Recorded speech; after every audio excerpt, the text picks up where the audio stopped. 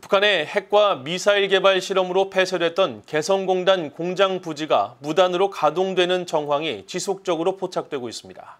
이번에는 공장 부지 약 40곳에서 통근 버스가 포착됐는데 3개월 전보다 움직임이 2배가량 늘어나 북한의 무단 가동 정황이 더욱 뚜렷해지고 있습니다.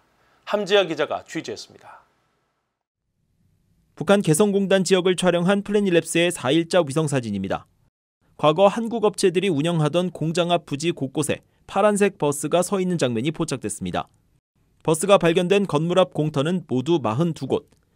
앞서 비어있는 지난 4월 개성공단 내 21곳의 건물 앞에 버스와 사람들, 자재 등을 포착해 보도했는데 불과 3개월 만에 해당 지역 버스 정차가 2배로 늘어난 것입니다. 버스는 지붕 일부분이 하얀색으로 돼 있습니다. 과거 개성공업지구 관리위원회가 북한 근로자 출퇴근 편의를 위해 제공한 현대자동차의 대형 버스 에어로시티가 확실해 보입니다. 에어로시티는 지붕에 하얀색의 에어컨 실외기가 설치돼 있어 위성사진만으로도 쉽게 판별할 수 있습니다. 한때 근로자 통근용으로 운행돼 온 한국 측 버스가 개성공단 건물에 지속적으로 정차하는 정황은 북한이 해당 공장을 무단으로 계속 이용하고 있다는 근거가 됩니다. 해당 버스들이 정차하는 공장 부지는 과거 한국 중소업체 제영솔루텍과 로만손, 신원 에베네셀 2공장, 풍양상사 등으로 파악됐습니다. 업종별로는 섬유와 봉제, 의류업체가 17곳으로 가장 많았고 가죽, 가방, 신발 제조업체와 복합업종이 각각 6곳씩으로 그 뒤를 이었습니다. 그 밖에 전기, 전자업체 3곳, 기계, 금속 2곳, 기타 제조업 2곳, 화학업종 1곳 등에서 버스가 발견됐습니다. 개성공단 내 도로에는 승합차나 소형 트럭이 다니는 모습이 포착됐고 일부 공장 건물 앞에는 자재 더미로 추정되는 물체들이 위성사진에 잡혔습니다.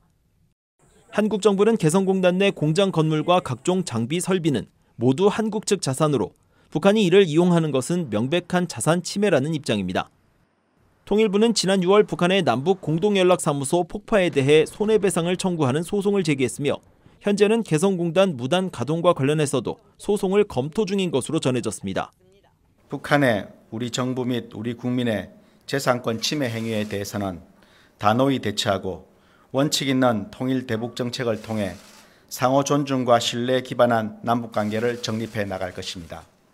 개성공단은 지난 2000년 남북 정상회담 개최 이후 당시 햇볕 정책의 일환으로 추진돼 2005년 가동을 시작했으며 이후 120여 개 한국 기업체가 입주해 최대 5만 명에 이르는 북한 근로자를 고용해 북한 정권은 매년 수억 달러를 챙겨왔었습니다. 그러나 북한이 이렇게 벌어들인 자금으로 핵과 미사일 실험을 거듭 감행하자 한국 정부는 2016년 2월 개성공단 운영을 전격 중단하고 폐쇄를 결정했습니다. 이후 북한은 한국 측 자산에 대한 전면 동결을 선언했으며 지난 2020년엔 한국 탈북민 단체의 대북 전단 살포를 문제 삼으며 개성공단 내 남북 공동연락사무소를 폭파했습니다. BOA 뉴스 함지아입니다.